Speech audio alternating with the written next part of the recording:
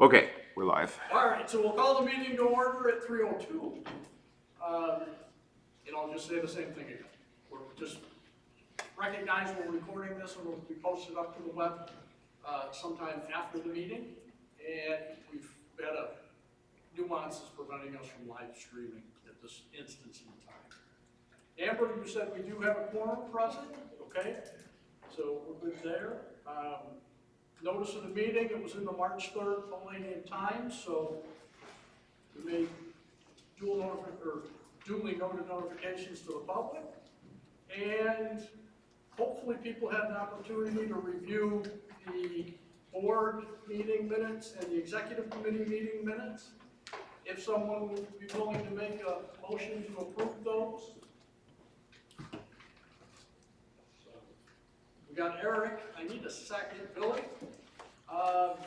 Does anybody want to pull anything out to discuss out of those two items? In that case, I'll ask for a motion to approve those two, the consent agenda. All in favor? Aye. Any opposed? Okay, thank you. We'll turn it over to Jamie and Bree from Grossman St. Arbor to talk about our consolidated financial statement reports and the audit. Sure, thank you. And talk loud, please. I was just going to say, can everyone hear us? I know it's a little bit tricky to see some people, but I don't think it'll be very hard for me. I think it'll be good. Yeah, this will be great. So you all should have a folder in front of you. In that folder, the left side of the folder are the draft reports of the financial statements, the investment compliance report, and our management letter. The right side should have a quick presentation that we're going to go through in a high-level detail that will have information about those reports within it. And also it includes my card if you have any questions, something comes up after this meeting, or you may need something throughout the year, feel free to reach out. So my name is Jamie Glanty. I'm a partner with Grossman St. Amor. This is Bree Lane. She's one of our supervisors. We've both been working with OOC for a number of years now, working very closely with Kevin and Austin and the team. We had a great audit experience this year that we're going to go through with you today. So our agenda is to go through the 2025 highlights. The draft financial statements themselves include the Operation Oswego County financials as well as the foundation. So the statements will have some combining schedules that we'll discuss.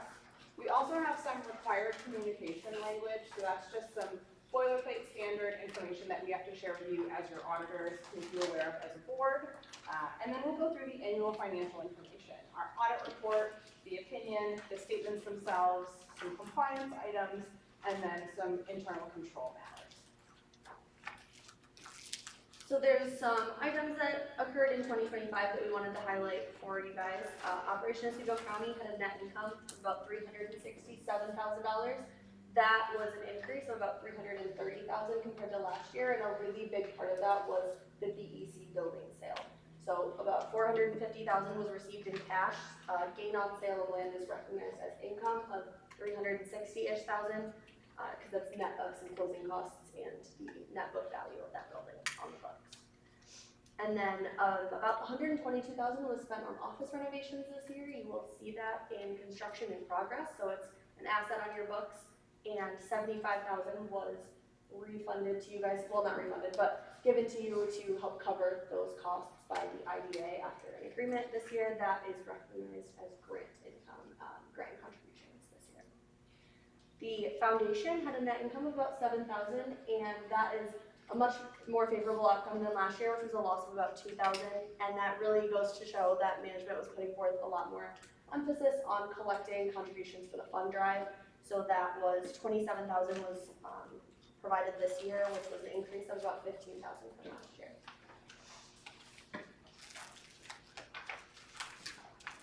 So we'll go through those statements in a couple of slides in more detail. In terms of our required communication, so as your auditors, we're responsible for the opinion. So of the draft financials that you have, the first couple of pages are your opinion. The remaining financial statement information, that's actually management's responsibility with your oversight. So we take responsibility for those first couple of pages for that opinion. It's an unmodified or clean opinion. That's best case scenario. That's what you want to hear today. We didn't find anything that would alter that opinion or find anything materially misleading. In terms of our scope and timing, that's communicated in our engagement letter that we send at the beginning of the engagement and the board approves. We didn't have any delays or issues, so everything that we requested was available at the time that we had scheduled. As I mentioned, Austin, Kevin, the whole team, and Karen, they worked really hard to turn this information around very quickly to us, so we appreciate that, so that we can get the audits taken care of, the 990s filed, and everything in time for the Paris reporting that's due at the end of this month. So we appreciate and understand the undertaking that goes into that. We're required to be independent as your auditor, so we have to be independent in fact and appearance. So this relates to non-audit services that we perform. So as your auditors, we not only perform the audit of the financial statements, but we actually assist with preparing the financial statements. To make sure that we're independent to do that, we implement some safeguards, which means we have a secondary review of the financial statements done by another audit partner or manager in our office that is not associated with the financial statements themselves. So it's a review through all of our audit work to make sure that everything is above board, and we can continue to maintain our independence. So that reduces our threat and our ability to prepare the financials. We also prepare the 990s for both the foundation and the OOC. And those are due May 15th with extensions available to November. That's also considered a non-audit service.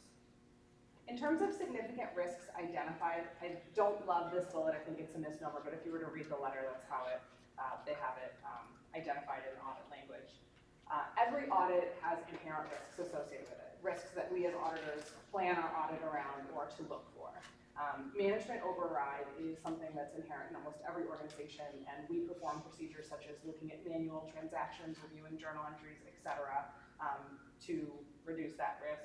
And additionally, improper revenue recognition. So that's the risk that revenue is recorded in an improper period or not within the terms that it was allowed to be reported under. So these aren't specific to the organizations, and additionally, we didn't find any additional risks that we needed to plan our audit around. So that's the information that you're looking to hear today.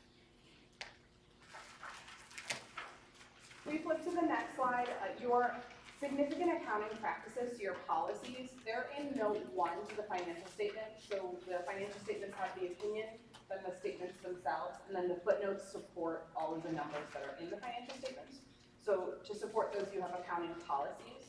It goes on for a number of pages, and it includes the estimates that are within the financial statements. So these financials have 2 estimates. So the first is the revenue recognition that I just described. So that's the collectability of any of the organization's outstanding receivables. So management has a determination and evaluates if there's any loans that may not be collectible, or if there's any risk that they may not be collectible, and estimates an allowance or a reserve for uncollectible accounts. So that fluctuates year to year based on the makeup of your receivables, but traditionally it's a 2% standard for all of your current loans, and then it can range up to 100%, for some of those COVID loans that may not be uncollectible or riskier based on management's analysis. So that estimate is within the financials. And the second is the functional expense allocation. So if you're reviewing the statements themselves, you'll see that all of the expenses are categorized as either program, which is for your operating or your day-to-day activities, or management in general. So that's overhead. That's more of your general office expense.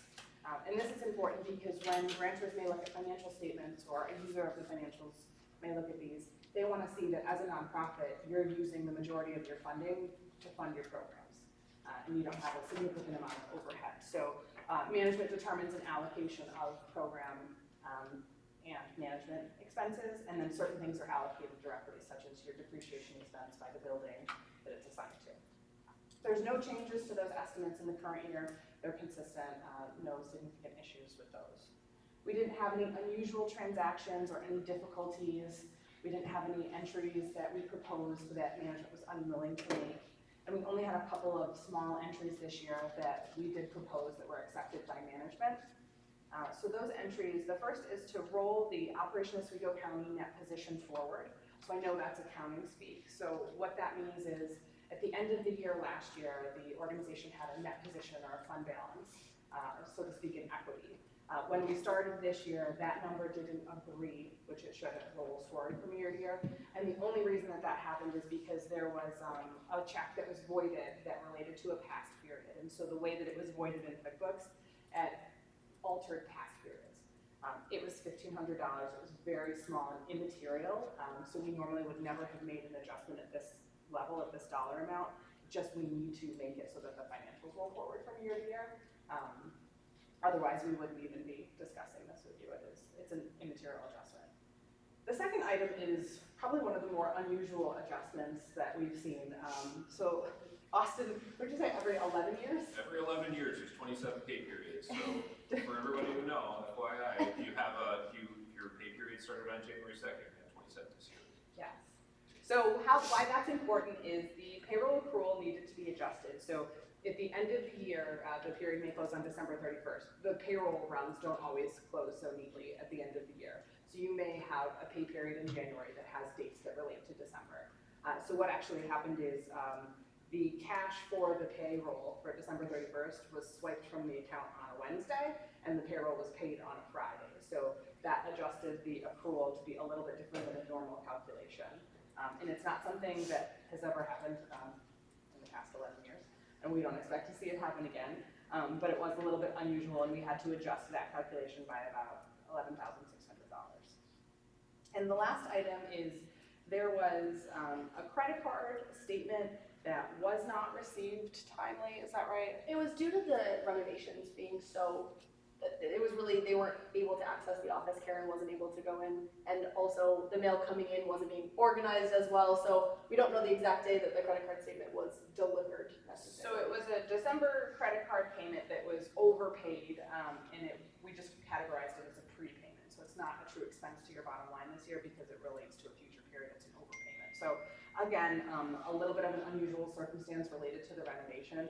Not something that we've seen before, and or not something that we would be concerned that we would, have an issue with going forward. I think it's important to note for these adjustments, they were very small in nature, unusual, and they really didn't affect the numbers that you saw throughout the year. They were unique year-end items that were very small outside of the payroll, which was still an immaterial adjustment here. And not items that we would be concerned of, significant control deficiencies. So we'll talk about internal control matters later, but I wanted to be clear that these are a little bit unique. We wouldn't expect to see those again. Any questions on the required communications? So the drafts that you have are auditor's report, just to go through the content with you. So I'm not sure how many of you are familiar with financial statements themselves. So as I mentioned, the first couple of pages are our audit opinion. The opinion was modified a couple of years ago to spell out a little bit of what I've talked about today, the responsibilities, the opinion, and it is an unmodified clean opinion.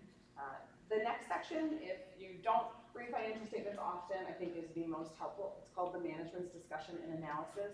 It's a snapshot or a summary, a high-level overview of the statements themselves. It includes a lot of great data if you're short on time or if you're looking for information quickly of the statements themselves. Then we go through the actual statements from page 8 all the way to page 10. So they're your statements of net position, so your balance sheet, your income statement, your cash flow, and those notes that go on for about 8 or 9 pages. They have all of the descriptions and the support for those numbers. The statement of functional expenses are supplemental, so they'll follow the notes. So that's where you'll see the breakout between program and management in general. And then those combining schedules that I mentioned. So you'll see columns for both the foundation and the operation of Oswego County and their individual balances and how they get combined to be the main combined numbers that you see in the initial. And the last is a report on internal control matters. So if we had any material weaknesses or significant deficiencies, any compliance findings, etc., they'd be reported here. And that is also an unmodified clean opinion. So the next page is showing you really a very rolled up summary of the change from last year to this year in income and expenses and the overall change in that position. And the next page is going to show you kind of what has all rolled up into this. But I think that it is nice to see that the change in that position, that increase year over year that I mentioned earlier, about $331,000, it was derived from both an increase of about 440,000 in revenue and an increase in your operating expenses, about 112,000 on the Operation Oswego County side. And same thing on the foundation side, you can see that really the main change year over year was an increase in your revenue support. So if we flip to the next page where you can see, this is just this year's information, as Jamie, and this is what you'll see in your financial statements as well. And as Jamie mentioned, our adjustments did not really change the numbers you guys have been seeing year over year. So this is really representative of the day-to-day or month-to-month financial information that you guys are receiving. We discussed the gain on sale of property this year. There were a few land parcels sold in 2024, so that was the majority of the increase in your revenue this year, and that 75,000 from the IDA as well. There was also an increase of about 50,000 from your funding from the County of Oswego, and $10,000 in a small business grant recovery program received, as well as some interest rate increases, which we would expect as interest rates in your loan agreements go up every year. It will take, a few years to really see those positive impacts, especially with some of the agreements with deferred interest timelines and things like that. And then the only real revenue that was notable that decreased was that rental income without the Oswego County Board of Elections income this year. On the expense side, this year there were no vacant positions in staffing, so a full year of salaries and benefits in all positions, so that increased your payroll and benefits about 45,000, and that's really the biggest driver of the increase in expenses. There were also some new things this year, the strategic and capacity planning project. There was a number of additional expenses there, as well as implementing the Civic Serve economic development platform in 2025, so that increased your subscription costs. Other things are really just fluctuating based on need. There were some additional development expenses in the daycare building, and as Jamie mentioned, with the management's assessment of collectability of loans, the bad debt expense, which is bad debt always sounds a little bit scary, but just as management went through and assessed based on the 2% of all non-COVID loans and 100% of COVID loans, that increased about 14,000. Any questions on revenue and expense side of things before we switch over to the balance sheet? So your balance sheet or your statement of net position on the slide 9, again, should be very similar to what you have been seeing all year. The loan receivable in total decreased about 140,000, and a really big piece of this was the K&N loan, which it decreased about 200,000. Now this is because that was already reserved at 50%, so the entire amount of the loan, you won't see that whole decrease impacting your financials because these are shown net of the allowance for the credit losses. 2 new loans were issued this year, 250,000, and payments of about 175,000. So I think from what I've seen, and we confirm also all of your loan receivables, and we had a really good response rate for all of the loans except the COVID loans. And that was actually expected. We knew that ahead of time. We discussed property and improvements. That 122,000 of office renovations is in there, and then net of the sale of the BEC building. So overall, your property and improvements line only decreased about 9,000. And then your debt obligations, also again due to assigning that K&N loan back to the IDA, you now owe the IDA less money because you're not receiving it. So the assets decreased by the same amount that your liabilities decreased as well in assigning that back to the IDA. Any questions on any of those items? I don't want to go too in depth as we didn't have any real material adjustments at the end of the year.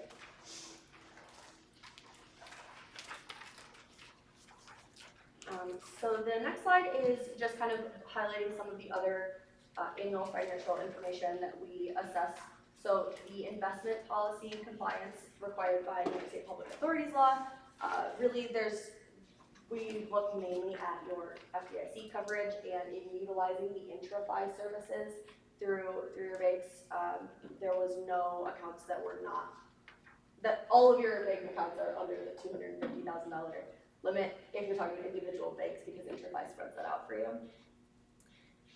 Harris filings, these, I think when I first started on this audit, it was tricky to get these filed by March 31st.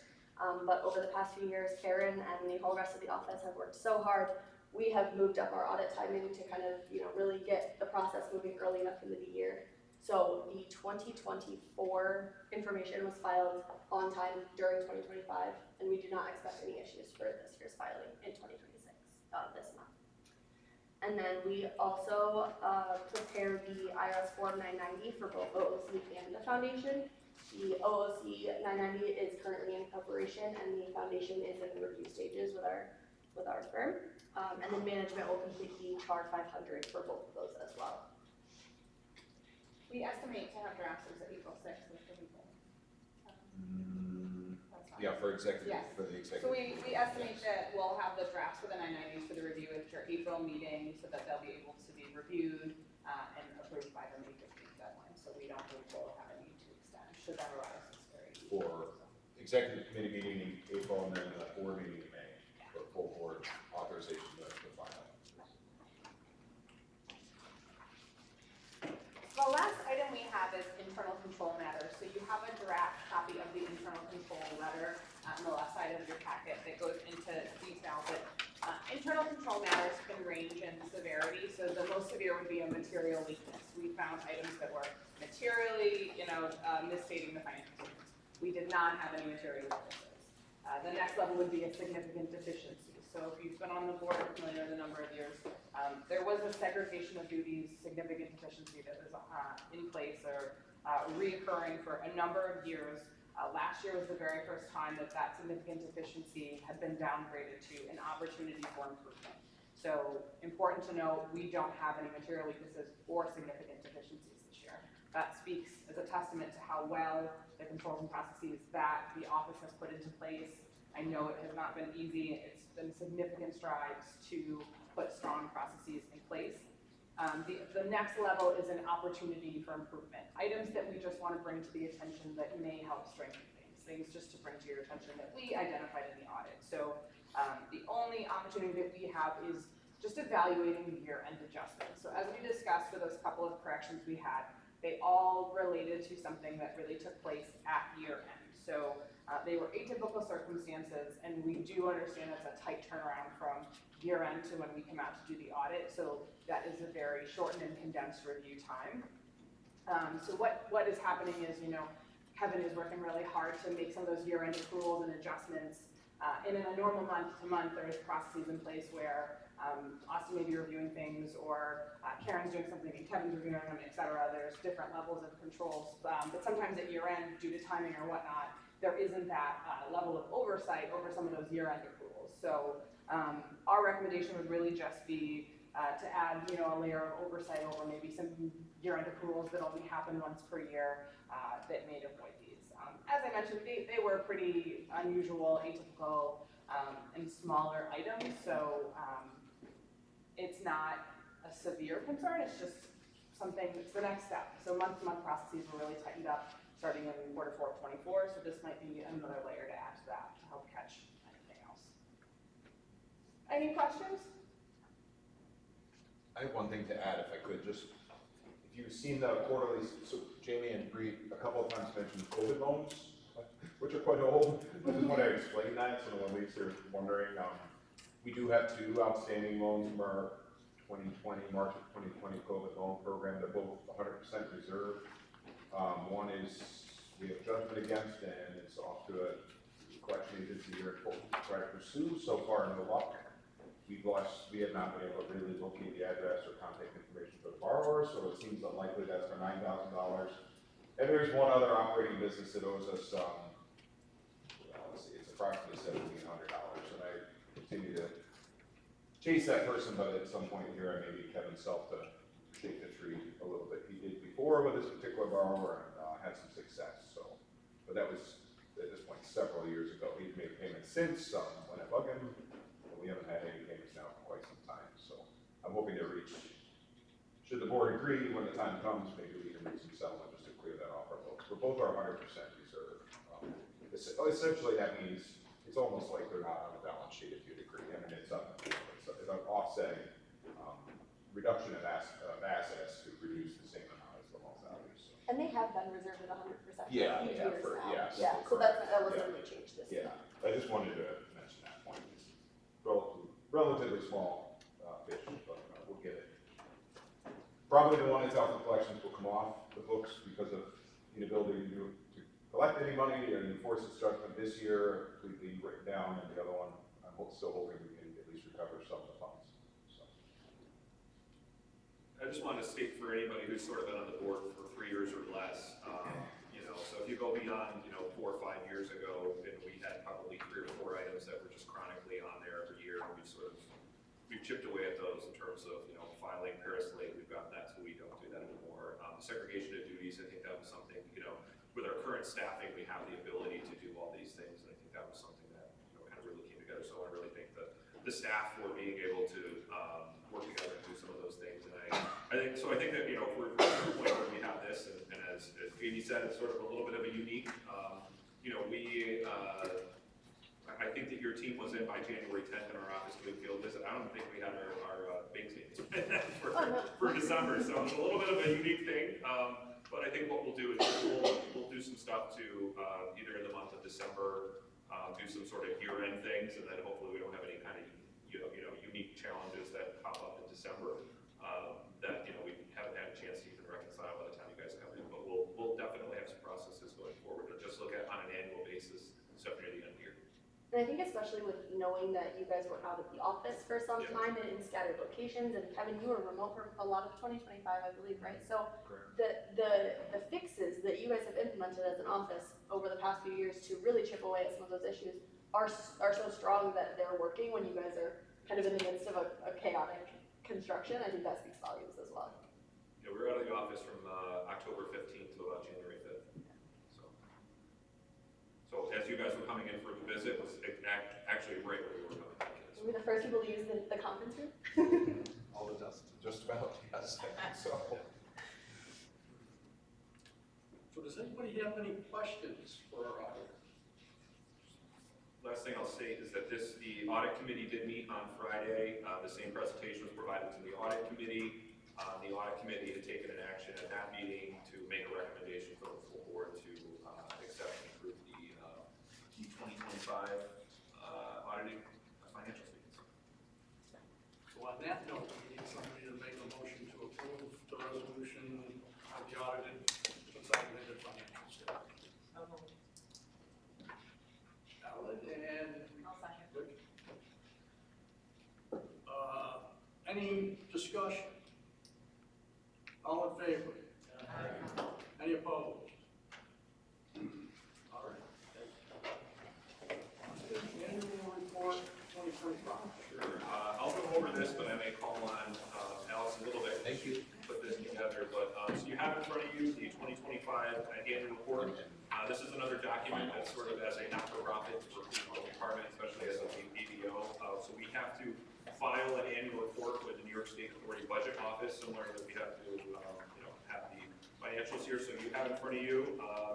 This is a draft, but I would say it's probably a final, as long as you guys approve it, version of it, and it has, highlighted projects in here. It shows in terms of the amount of projects we worked on over the past year. So, proud of the fact that we were involved in 43 projects in 2025, had a capital investment at completion, almost $200 million. About 1,422 new and retained jobs, which with a new annual payroll of almost $18 million across those. If you look through the rest of the report, some of this are things that are not necessarily fun things we report, but we have to put those in our end report for the ABO purposes. So things like the organizational chart, mission statement, things like that. We tried to highlight this year several small business projects from different industries, from tourism to manufacturing to agribusiness. So we have projects from across the county and different sectors. If you look through the programs and services and some of the strategies and initiatives, and hopefully people had a chance to see this before, but if not, just really highlighting a lot of the different things that we were involved in last year. I guess a couple other highlights, and probably I'll say it now so I don't have to say as much about it in the director's report, but we were very involved in the extension of the ZEC credit for the nuclear industry. That's something we were very involved in 2025. That was actually approved in early 2026. We're also very involved in advocacy of new nuclear. We were at many events. We also helped the county put together an RFI related to attracting new nuclear to Oswego County. We're in 8 communities across the state, and I would say we're probably in a pole position related to that right now. We'll see how that goes, but you know, we also, and I want to thank Nate for putting this together. We've been talking for several years on how the county doesn't have a small business grant program. So we went out and we applied for a micro enterprise grant program, and that was submitted in late 2025, and we found out we were awarded that early this year, so we will be launching that. It'll be the first time in my memory that we've actually had a program like that for the county. The plan is to get that money out and keep going back and rolling it and continuing that. Just had a lot of different wins in 2025. We did a lot of work behind the scenes related to the industrial park expansion down in Schuylkill. That we have final document completed on that bid. All the bid documents have been completed. Is that correct, Nate? On that. Yep. And we anticipate we need something, I think, back from the county health department, which is underway, and then from DEC, and then we're going to be, you know, hopefully doing groundbreaking here May or early June. So that'll be getting bid here probably early April, and then yeah, that's going to be out doing construction for 18 months. So lots of good things took place in 25. Happy to talk about any of those, but like I said, this is more related to the report itself that we need to approve and then submit to New York State ABO as part of our Paris reporting before March 31st. So anyway, it's a great document like always. It's both a very informative document, but also an aesthetically pleasing document. It's great stuff that we're very proud of as an organization, and proud of the staff for the work that they've done to help pull this together and contribute to the wins and activity we had in 2025. Any questions on the annual report or comments for us? Then I entertain a motion to approve the annual report. I'll make a motion. Yeah, Ron? Billy? Any further discussion about the annual report? All in favor? Aye. Any opposed? All right, thank you. Thank you. Perfect. Yeah, so this sort of just builds off of the last two things we went over. So we went over the audited financials that were approved, the annual report that was approved. So these are pretty much the two main documents that make up all the information that's within the Paris report. The Paris report is the public authority, I can't remember the R stands for, but it's for every kind of IDA, LDC in the state, you have to submit this. And so because of the Operation Oswego County's affiliation with the IDA, we're under the same obligations to fill out and to do an annual Paris report. You know, so and that's, like I said, the New York State Authority Budget Office is the New York State ABO. Really, it's going to be made up of information from both of those documents. We do a lot of linking to different things in it. There's a couple of things that are, you know, related to the financials of the organization, as well as the compensation of staff and other things like that. But it's all stuff that's either found in the financial statements or in our annual report. So what we're just asking for right now, because we actually have to get board approval to submit our Paris report, because that's kind of a requirement, is that you authorize us to submit the Paris report, which is made up of both of those documents. On that note, would anybody like to make a motion to that effect? Eric? Second. Joe? Any further discussion on the Paris report? All in favor? Aye. Any opposed? Okay. Thank you. Let's see. Board member resignations. You want to do that? Or is that Yeah, I can do that. So back in February, Operation Oswego County received notice from Peter Redmond, formerly of Novalis, that he would like to tender his resignation to the board due to him not being employed anymore with Novalis and not being in the area. So I wanted to bring that to this is really kind of the soonest opportunity for us to bring to your attention. We don't have to take a formal vote on that, but I wanted to notify the board that he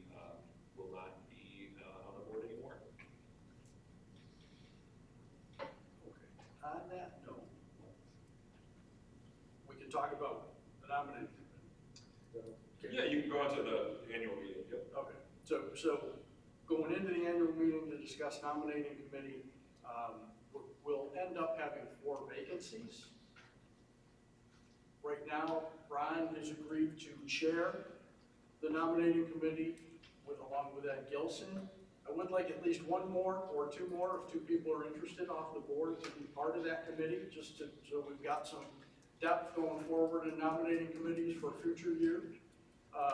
If anybody's interested now, you can simply raise your hand and you're on the list. If not, approach either myself or Ron.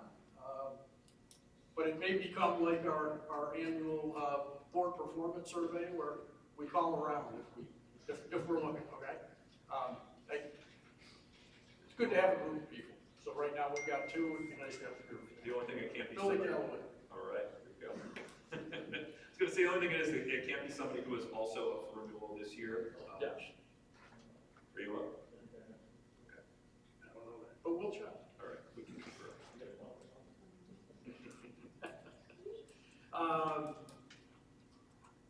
Is it okay to toss up the other names just so? Yeah.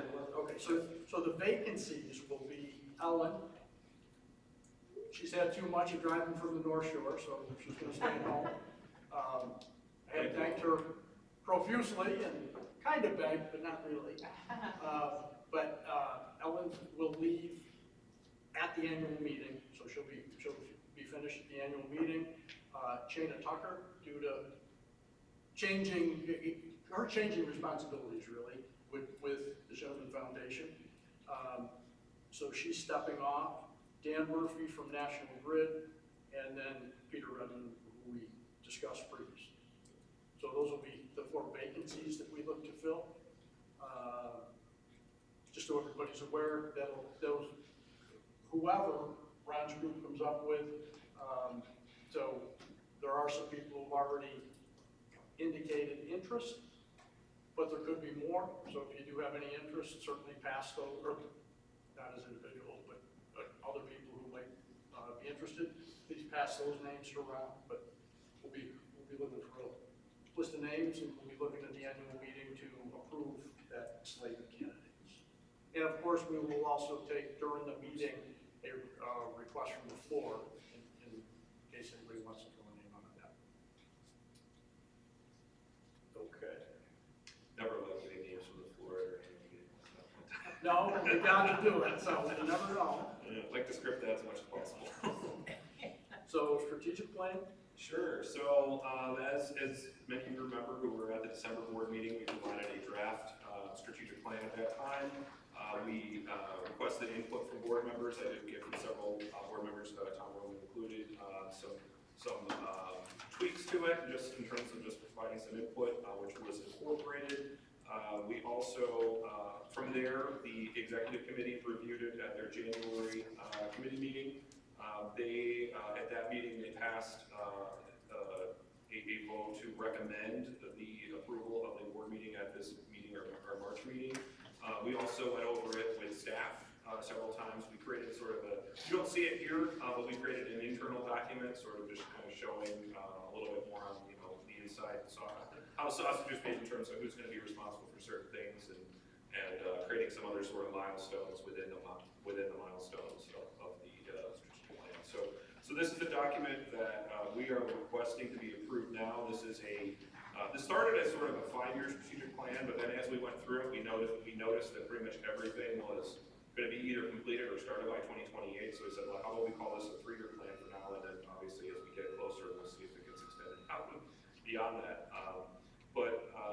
And then the last thing I wanted to say on this is that it's been a great process working with members from the board who have been on the strategic planning committee, strategic advisory group related to this. We provided input back on the different milestones, and then also staff members who also worked on it.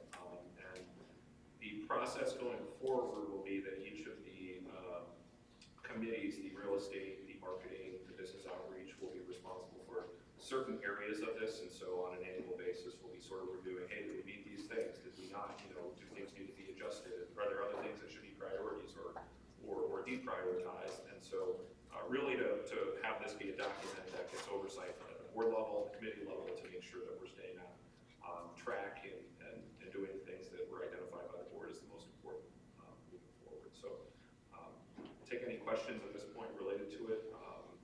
There's probably already some stuff just based on some things that have happened recently that we'll have to add to it at some point, but gotta start somewhere. And I'd just like to say thank you for everyone who attended. When we had the session out in Alkmaar, or any of the other meetings, the review group gave independent reviews of it. Much appreciated. And it's good to have a board this big from that perspective, because we've got bodies able to assist and support. So appreciate that very much.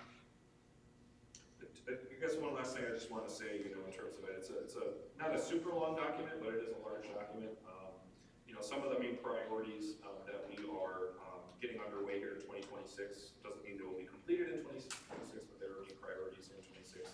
Is related to the rebranding website for the organization, the site development at the Oswego County Industrial Park, the launching of the micro enterprise grant, the working towards the development of a new incubator facility, CRM utilization, and adoption, and then another one that we had identified was, not sure if this will, the event itself will take place in 2026, probably in 2027, but a lot of the planning related to it is stakeholder and sponsor appreciation event. So I think that's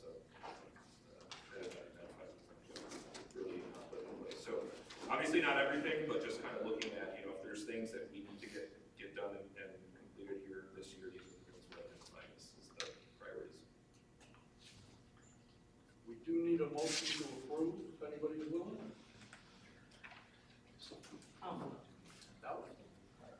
Down? Yeah, right. Any further discussion or questions? All in favor? Any opposed? Thank you. Awesome. Sure. So I'm looking at it. You guys don't have this document in front of you, but it is on the shared drive, and I recommend everyone to go out and take a look at it. This is something we put together on a quarterly basis. This is our fourth quarter 2025 economic development highlights. It's got several things in there that we did over the past last quarter in 2025. It was busy quarter. We held our manufacturing summit in October. We also sent a group out to Semicon. Thank you also, Rachel, for going out there to the desert. It's a little bit hot out there even in October. We also participated, as we said before, in multiple events related to nuclear advocacy and new nuclear. We received an Economic Champion Award from Center State CEO, Operation Oswego County did. And just here to see. Also, we participated in a industry partnership panel with Susan Oswego as well. So a lot of things were going on in the quarter. If you look at well, you can't look at it right now, I'll explain it to you, but please look at it afterwards. 6 new projects were approved in the fourth quarter, 24 projects in applications in process. Some of those are projects that have since been approved, like Novelis, Budamaki. Those are projects that were in process in the fourth quarter. They got approved in early Q1. We still have a significant amount of projects, about 54, that are awaiting closing and funding. A lot of these are projects that have state funding, and they just take 3 or 4 years to get through and actually pull down that funding. A lot of them have actually moved forward and been done. They're just in that process of trying to get the funding. We had one project that withdrew the request for funds in that quarter. Year to date, at the end of last year, we had this is what I call confidential projects outreach. So this is projects that primarily Nate and I deal with that reach out to us with like a project name, like Project Saber or Project Force, or one of these. They either come through the state or through other means. Some of them we identify ourselves. 33 projects over 2025 that, if all of those were to take place, would have about 6,500 jobs and have about $5.3 billion in investment. A lot of these are major projects that are all looking at similar sites, so you're not going to be able to get all those projects anyway. You might, with the Oswego County Industrial Park expansion, if one of those projects that maybe has a price tag of $500 million, that might be the project that lands there. So you're not going to get everything else, but significant amount of it. I'd like to report on that because significant amount of activity looking at Oswego County right now. A lot of it's related to Micron, a lot of it's related to other just things that are happening right now in Central New York. So it's a exciting time right now in terms of the different opportunities coming our way, and trying to make sure that we capture as much of that as we can. But yeah, I would just recommend to take a look out at that. If you have any questions, please let me know. We also have on the back of that is a marketing report. So and Alex always does a great job, Amber, putting this information together. One of the things in there that I want to make sure you do get a chance to look at is in the bottom corner of that last page, the marketing report page, is a QR code that will take you to all of the different articles and stories from that quarter. They do a great job of putting all that together, so that way you guys can kind of see the things where we're noticed in the news, as well as some of our businesses and other partners are noticed and mentioned. So anyway, good quarter. Any questions on that before I move to some of the other items? And that was linked right in the email that Karen sent. It's in that. Yeah, the shared drive. So it's interesting to read. There's a lot of things you might end up with questions for, especially on the projects list, because it's so long. Yeah, and I try not to talk about individual project names and stuff, especially if we're being recorded right now. I'll try to kind of not do that until they're sort of announced projects. But if you look through that thing, you'll see some projects in there, especially in the applications and process. They're sort of they're not a done deal project, but they're definitely they're moving towards that. Okay, I already spoke before. So the zero emission credit for the nuclear industries that was extended by New York State. It's a 20-year extension, which is going to tie into the 20-year relicensing for at least 9 Mile 1 and Fitzpatrick. And so looking at the long-term viability and sustainability of our 3 nuclear plants is critically important here in Oswego County, and the 1,600 plus jobs, and then hundreds or thousands of jobs they bring in on refueling. So that's exciting there.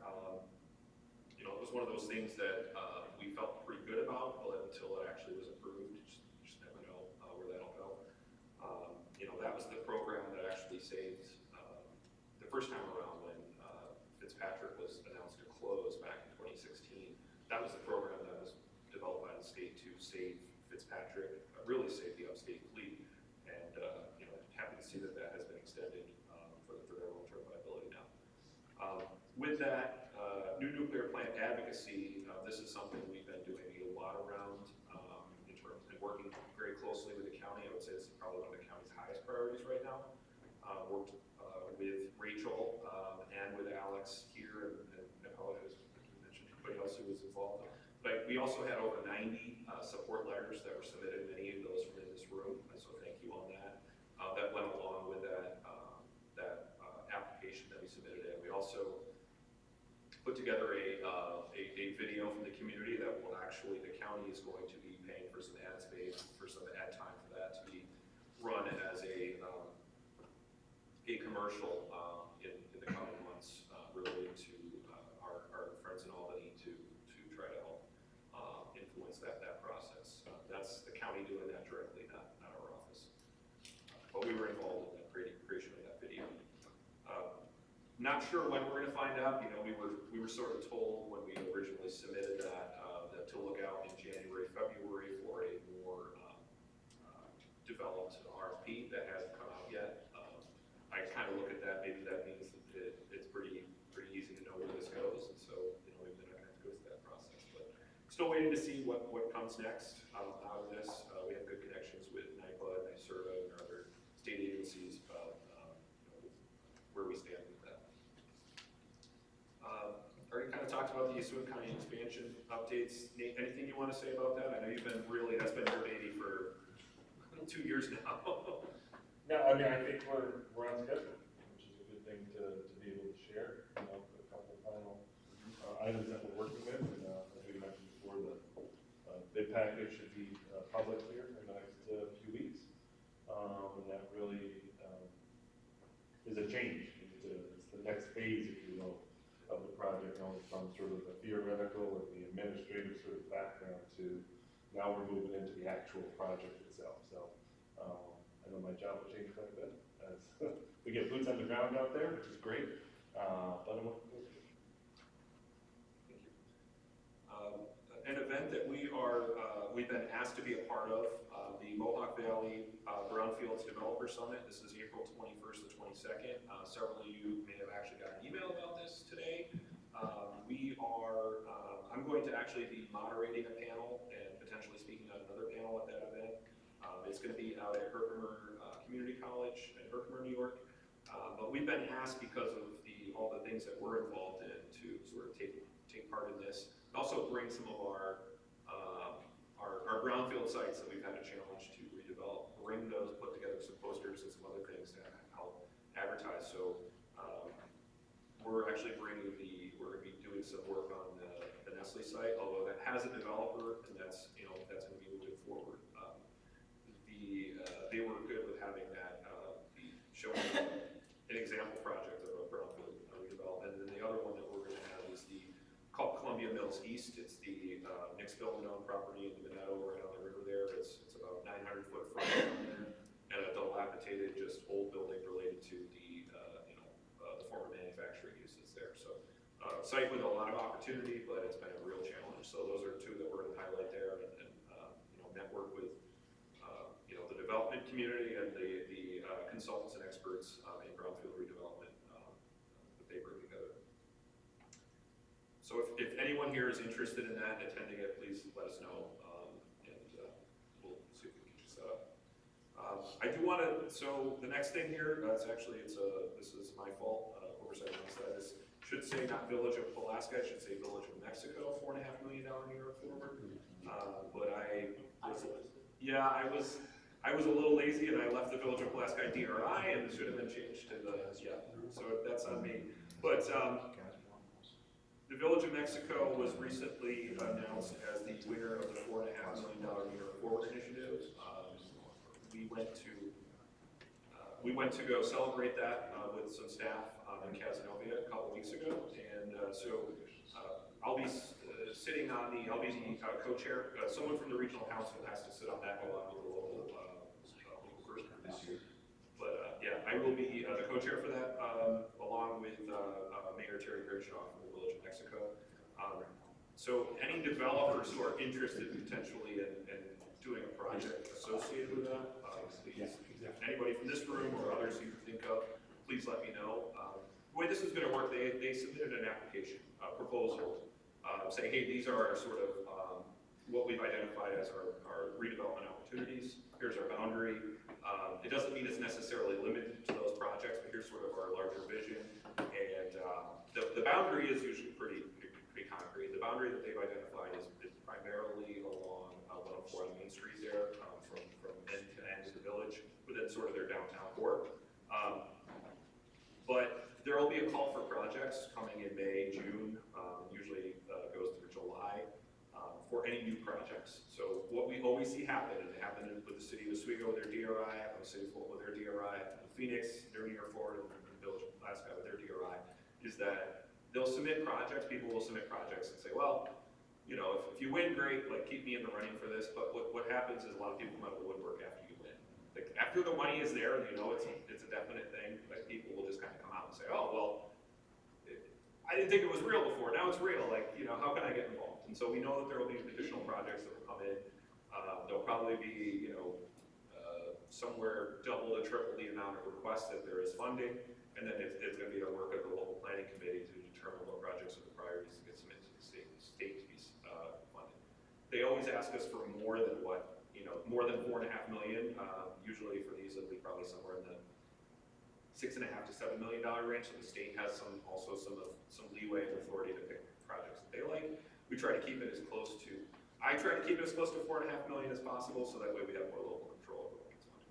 But there's this give and take of what the state asks for. So this process will take place over 2026. We'll probably submit our final list in October, November, and then April of next year we'll know ultimately which projects get funded. So it's not things that if you have a project you want to do right now, it's going to be not going to happen. But things that are maybe 18 to 24 months out that you need funding to actually make happen, those are the projects that we need to see. These are brick and mortar, renovations, expansions.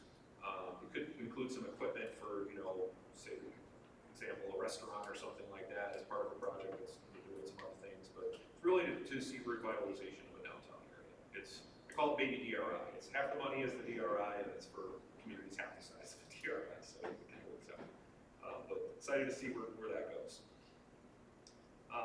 Discovery Daycare Building, so late last year, we were notified that the $1 million grant associated, Empire State Development grant associated with that project was approved. And that's also related to us selling the daycare building that we own in the park to Oswego. So we are moving forward with that. We need to get the final documentation in terms of there's a short lease renewal that's required to get them to when they can actually close and buy the building. But we're very close on that. And yeah, so I think that we'll probably see, if we don't see that building sale happen this year, it'll be probably early next year. It has to happen before July of 2027, I think.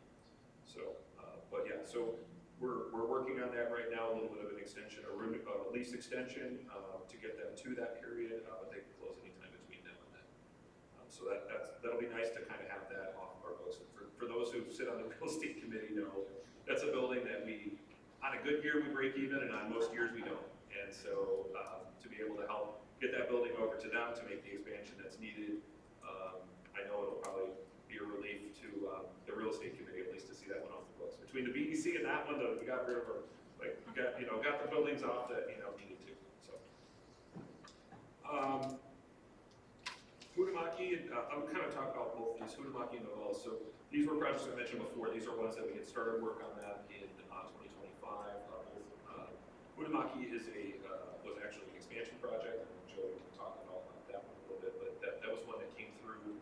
Talked to the IDA about how the IDA could assist them with some extension of some benefits, a short-term extension of benefits to help secure an equipment expansion project that could have gone anywhere within their system, and we were able to get that to come through. Without that project, either I'm confident it will stop cheating out of it. So that was instrumental in being able to talk to Oswego before the meeting. We should have those machines that are installed in the project soon. Yeah. Do you want to say what they were? Is it cup forming? Cup forming and die cutting machines to make some bigger cups. So that's a project that was approved in January. And then Novellus, this is back related to the two catastrophic fires that they had, one in September, one in November. We had been talking with Novellus since right after Fire 1, and we had actually kind of talked to them about what a package could be. And we're getting ready to actually bring it to the IDA, and then literally the day of that IDA meeting, they had another fire. That's when they had the fire on November 20th was the day of that IDA meeting. And so we kind of had to put it on pause and kind of go backwards and talk to them. The IDA eventually approved a $15 million sales tax exemption for a $255 million rebuild of the hot mill, finishing line, the structure there, and some other motor room damage and a bunch of other things that are, Brian, I think you guys probably looked up there quite a bit. I don't know, Fire 1 and 2, or just Fire 1? That was still there, yeah. And I mean, they've got,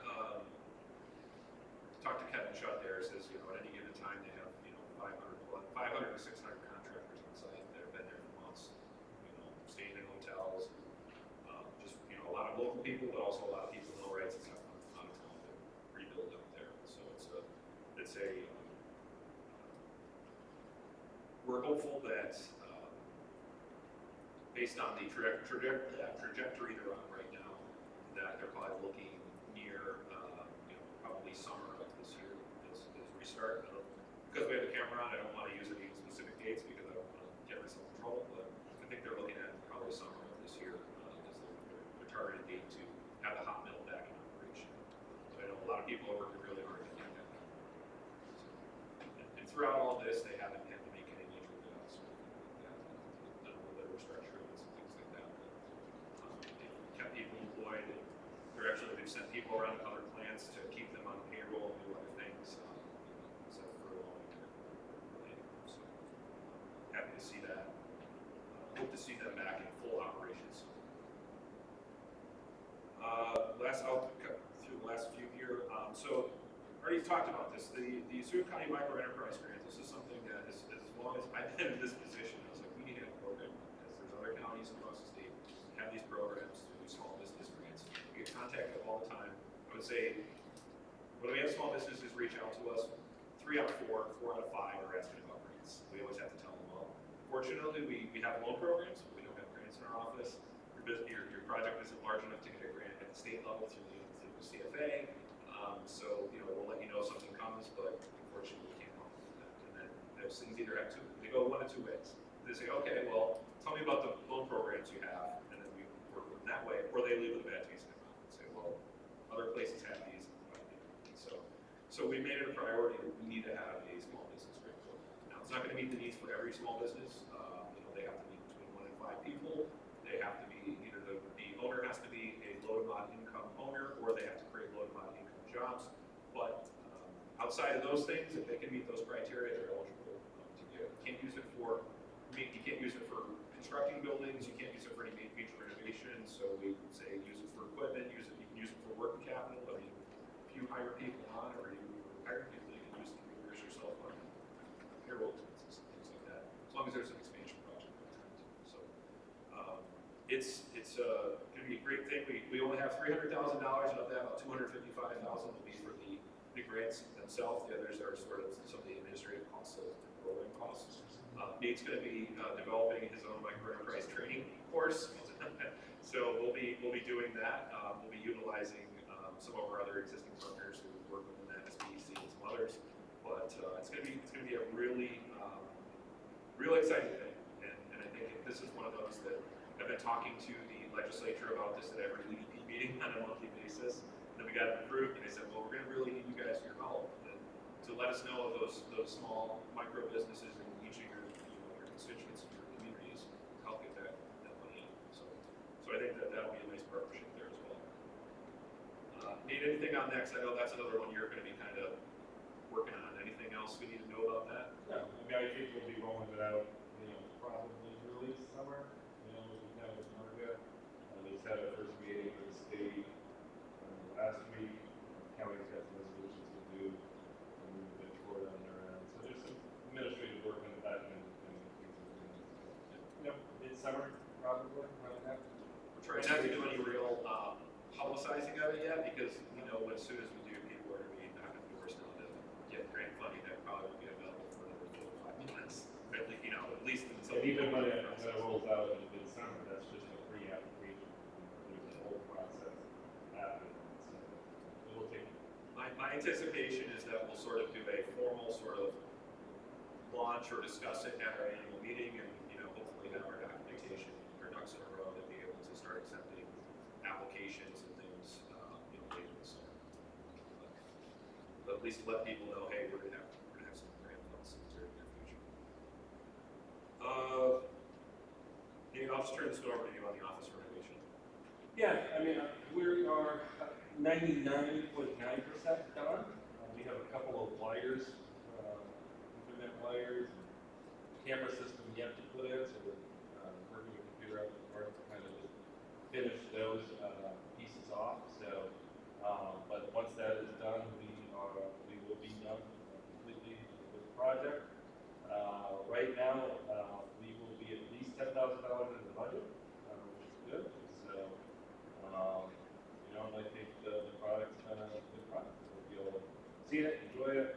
We certainly enjoy it. Thank you once again for kind of upgrading the office look and as good as it is. I hate to, even throw that out there, but phase 3, a little upgrade on the exterior of the building someday might be nice. One of the things that we do need to do on this building, joking aside, is replace the windows. And so one of my goals is to try to identify a program, maybe from National Grid or some other place that could offset some of those costs. But the single pane windows in that building, there's significant heat loss through those. They're the original windows in the building. We probably could use nothing else in the building. Other than that, thank you. We took the building out of about circa 1993 to today. So for anybody who's been over there recently, it's a big difference between where we were. So just the lighting and that stuff alone is a huge sort of quality of life improvement for the staff. So, and then, I think we also, the other things we did out of this is we actually were able to create a new office so that we actually, I don't have it on here, but for the last month or so, we've had an intern from City of Oswego. It's been great working with Alex and Amber, and she has her own space when she comes in now. And you know, the goal is, crossing our fingers, that later this year, with a lot of these things kind of coming online, the micro enterprise, the industrial park, and all these other things, is that we'll, I think we have a need now, but we'll have a real need to add an additional staff, and having that office space built in to be able to accommodate that is important. So more to come on that. I'll probably report on more on that at our May board meeting, but I think we're getting close. You know, we said if this, well, all these ifs have come true, so I think we're at a point now where we're going to have to look at that. And also, I think bringing in some outside, you know, outsource some other things for a lot of the things that are going to be popping. I know that Alex sent something out to our marketing committee today as well, related to that. Of, hey, you know, we're gonna, some of these big things going on. We're gonna have some of that going on. So I'm not trying to stall right now. It's pouring outside. Well, don't stall, because it's gonna still be doing that tomorrow morning. So that's, you know, I think it's great for multiple reasons. But just the last thing I wanted to sort of report on here in the director's report is we've also been asked, so the Tug Hill Commission, which really operates out in the eastern end of the county and then parts of Lewis County and Oneida County, they're holding a planning summit. It's on April 20th, so it's literally the day right before this one that we're doing with the Mohawk Valley. It's going to be out of Turning Stone, and I'm going to send something out to all board members on that. So this is really related to helping rural communities plan for growth. You know, so some of it's planning related, it's best practices, it's elected officials from other communities that have gone through it and kind of help some of these communities kind of say, hey, this is what, if we were to do this over again, we would have done this, because we didn't have somebody to kind of learn from and do that. One of those is the former town supervisor from the community right next door to where Global Foundry was built in Saratoga County, and sort of the lessons learned from them of, hey, we had all these things come that we didn't think about, and by the way, that Global Foundry's growth is about 1/5 the size of what Micron's doing. So there's going to be a lot of, you know, like, oh, okay, well, how is that applicable? Well, probably not. This is actually probably going to be, we're going to see a lot more. So, you know, to take what their growth and then look at that and say we're probably going to see quite a bit more. But we are we're sort of co-hosting this event with Tug Hill Commission and SUNY Oswego. It's a little unique location, holding it out at Turning Stone, but we wanted to have a location that was sort of equally accessible by people from Oneida County, Oswego County, and Lewis County. So if you'll probably get that here later this week, and if it's something you were interested in, just know that we're involved as well. So it's great to see you there. I know I'll be there. That week I'll be there, and I'll be at Earthwork Community College the next 2 days. So I'll be out of the county for a little bit, but lots of things we're doing. I mean, it's exciting stuff. And I'm still saying right now, like we're starting to have meetings. I'll say it for camera, but we're starting to have meetings with Micron supply chain companies that want to be doing business with Micron. Like, and this is sort of the calm before the storm. The second half of this year is going to get really, really crazy, really busy.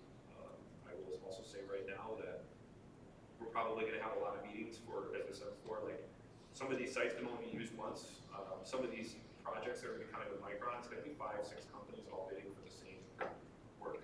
So we're going to see a lot of things that are going to be coming our way that may end up becoming one. You know, five projects all say, hey, well, we need a location for this, we need a location for this, and then in the end of the day, there might be 1 or 2 of those that actually materialize. But we need to be ready for these things.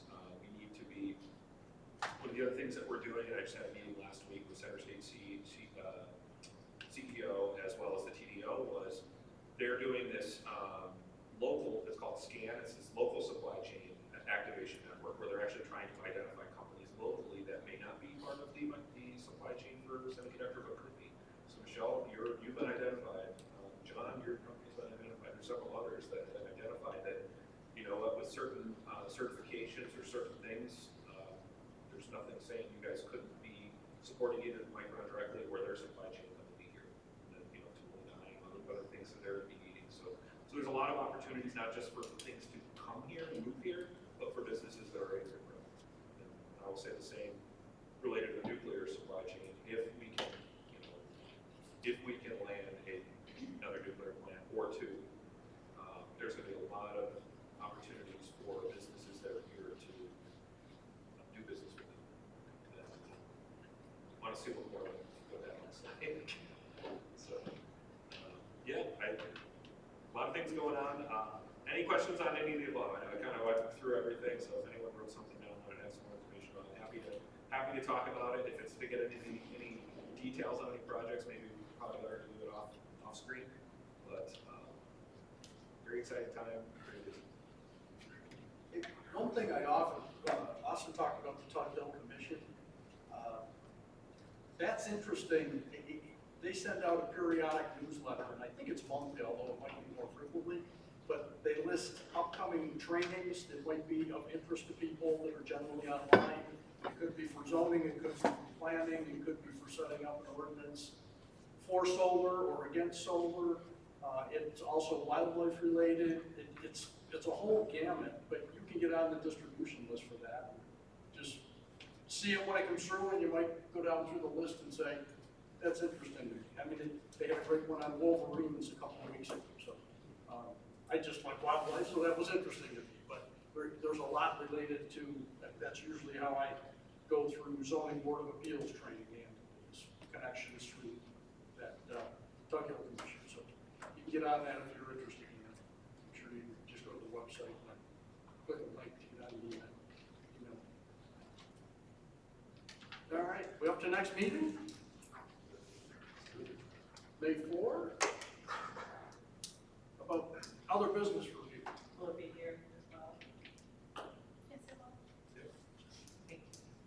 Say that again? Yes, it will. Yeah, Amber said it will be here. So we'll make sure everybody's aware. Kevin, you might have gone to the wrong location.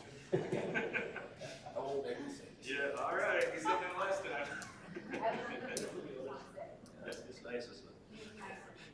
Yeah, that's nice for John and Joe and Michelle and Michelle, how's the new building going, by the way? Just next door.